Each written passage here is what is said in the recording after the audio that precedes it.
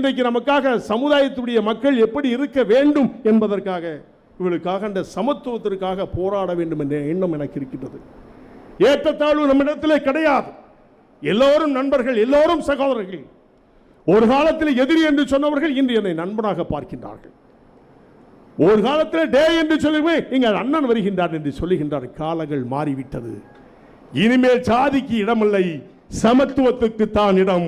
அதுதான் தமிழக மக்கள் முன்னேற்ற கழகம் என்பதை மட்டும் நீங்கள் தெளிவாக சொல்லிக் கொள்ள வேண்டும்.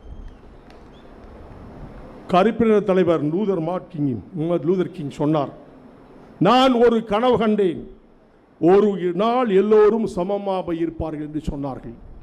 அதைத்தான் நான் எண்ணிக்கொண்டிருக்கின்றேன்.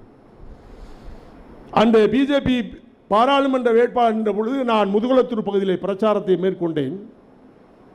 அந்த காலகட்டத்தில் அண்ணன் ஓபிஎஸ் அவர்கள் நின்ற பொழுது நான் பிரச்சாரத்துக்காக சொல்லும் பொழுது, நான் மத பிரச்சாரத்தை பண்ணுவதை விட தேவேந்திர ஒற்றுமையை கொண்டு வர வேண்டும் என்று சொல்லி இருவரும் ஒன்றாக திரண்ட கூட்டத்தை மாற்று மகிழ்ந்தவன் நான்.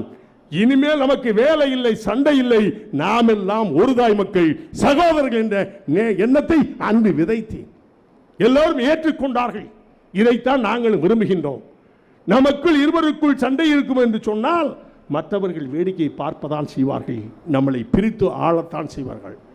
சகோதரர்களே, சகோதரிகளே, எண்ணி பாருங்கள்.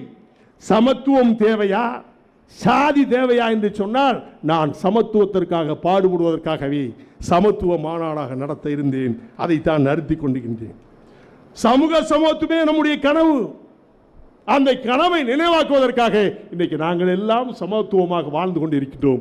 நீங்களும் அப்படி வாழ வேண்டும் என்பதுதான் நான் உங்களை ஆசைப்படுகின்றேன்.